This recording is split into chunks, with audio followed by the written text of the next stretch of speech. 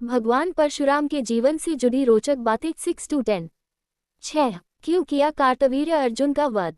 एक बार महिष्मति देश का राजा कार्तवीर्य अर्जुन युद्ध जीतकर जमदग्नि मुनि के आश्रम से निकला। तब वह थोड़ा आराम करने के लिए आश्रम में ही रुक गया। उसने देखा कामधेनु ने बड़ी ही सहजता से पूरी सेना के लिए भोजन की व्यवस्था कर दी है, तो वह कामधेनु के बछड़े को अपने साथ बलपूर्वक ले गया। जब ये बात परशुराम को पता चली तो उन्होंने कार्तवीर्य अर्जुन की 1000 भुजाएं काट दी और उसका वध कर दिया। 7। इसलिए किया क्षत्रियों का संहार। कार्तवीर्य अर्जुन के वध का बदला उसके पुत्रों ने जमदग्नि मुनि का वध करके लिया। क्षत्रियों का ये नीच कर्म देखकर भगवान परशुराम बहुत क्रोधित हुए और उन्होंने कार्तवीर्य अर्जुन के सभी पुत्रों का वध कर दिया। जिन जिन क्षत्रिय राजाओं ने उनका साथ दिया, परशुराम ने उनका भी वध कर दिया। इस प्रकार भगवान परशुराम ने 21 बार धरती को क्षत्रिय विहीन कर दिया। संपूर्ण कहानी यहाँ पढ़े। 8। ब्राह्मणों को दान कर दी संपूर्ण पृथ्वी। महाभारत के अनुसार परशुराम का ये क्रोध देखकर महर्षि ऋचिक ने साक्षात प्रकट होकर उन्हें इस घोर कर्म से रोका। तब उन्होंने क्षत्रियों का संहार करना बंद कर दिया और सारी पृथ्वी ब्राह्मणों को दान कर दी और स्वयं महेंद्र पर्वत पर निवास करने लगे। 9। परशुराम का कर्ण को श्राप। महाभारत के अनुसार परशुराम भगवान विष्णु के ही अंशावतार थे। कर्ण भी उन्हीं का शिष्य था। कर्ण ने परशुराम को अपना परिचय एक सूतपुत्र के रूप में दिया था। एक बार जब परशुराम कर्ण की गोद में सिर रखकर सो रहे थे, उसी समय कर्ण को एक भयंकर कीड़े ने काट लिया। गुरु की नींद में विघ्न न आए ये सोचकर कर्ण दर्द सहते रहे, लेकिन उन्होंने परशुराम को नींद से नहीं उठाया। नींद से उठने पर जब परशुराम ने ये देखा तो वे समझ गए कि कर्ण सूतपुत्र नहीं बल्कि क्षत्रिय है। तब क्रोधित होकर परशुराम ने कर्ण को श्राप दिया कि मेरी सिखाई हुई शस्त्र विद्या की जब तुम्हें सबसे अधिक आवश्यकता होगी, उस समय तुम वह विद्या भूल जाओगे। इस प्रकार परशुराम जी के श्राप के कारण ही कर्ण की मृत्यु हुई। 10। राम से कैसे बने परशुराम। बाल्यावस्था में परशुराम के माता पिता इन्हें राम कहकर पुकारते थे।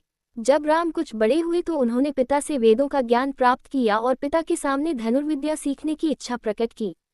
महर्षि जमदग्नि ने उन्हें हिमालय पर जाकर भगवान शिव को प्रसन्न करने के लिए कहा।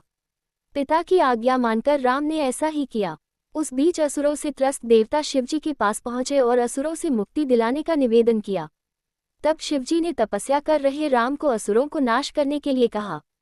राम ने बिना किसी अस्त्र की सहायता से ही असुरों का नाश कर दिया। राम के इस पराक्रम को देखकर भगवान शिव ने उन्हें अनेक अस्त्र शस्त्र प्रदान किए। इन्हीं में से एक परशु फरसा भी था। यह अस्त्र राम को बहुत प्रिय था। इसे प्राप्त करते ही राम का नाम परशुराम हो गया। 11। फरसे से काट दिया था श्री गणेश का एक दांत। ब्रह्मवैवर्त पुराण के अनुसार एक बार परशुराम जब भगवान शिव के दर्शन करने कैलाश पहुंचे तो भगवान ध्यान में थे। तब श्री गणेश ने परशुराम जी को भगवान शिव से मिलने नहीं दिया।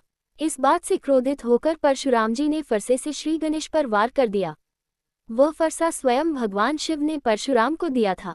श्री गणेश उस फरसे का वार खाली नहीं होने देना चाहते थे, इसलिए उन्होंने उस फरसे का वार अपने दांत पर झेल लिया, जिसके कारण उनका एक दांत टूट गया।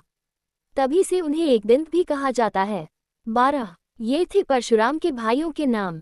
ऋषि जमदग्नि और रेणुका के 4 पुत्र थे, जिनमें से परशुराम सबसे छोटे थे। भगवान परशुराम के 3 बड़े भाई थे, जिनके नाम क्रमशः रुक्मवान, सुषेणवसु और विश्वावसु था।